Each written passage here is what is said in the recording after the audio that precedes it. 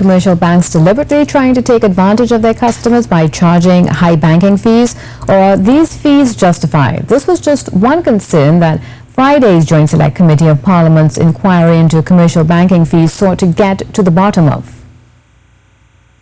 The JSC on Finance and Legal Affairs compared statistics from the central bank on checking and saving accounts fees to drive home the concern many citizens have in their day-to-day bank transactions.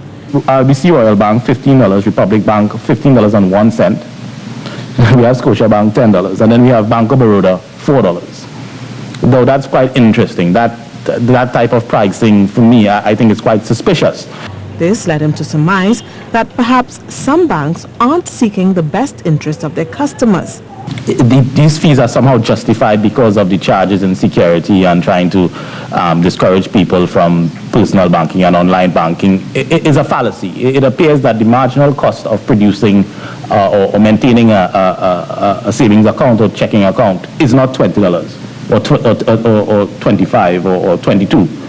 It's probably near more to $4. I can't see an international bank in a competitive, where there's international competition and freedom of flows of capital, coming to a third world country and charging $4 and having no regard to profit. But Central Bank Governor Alvin St. Hilaire said each bank would have its own way of getting profits. The fees and charges that they would levy would be based partly on their costs, but partly on the way they view their overall operations and where they could gain the best facility.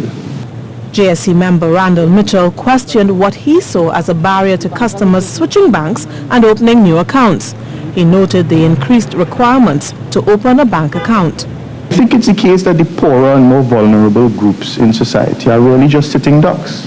I mean, the ultimate sanction on a bank where they are anti-competitive is for the customers to go in an uproar and take out their money and there be a run on the bank. That has not happened despite the uproar. And it leads me to believe that because of these barriers to moving to the competition, that they're just sitting ducks. The central bank governor was forced to admit there might be some truth to this. So I agree with you on the barriers. It is not costless to do anything. We do have the capacity to discuss these issues, to look at them.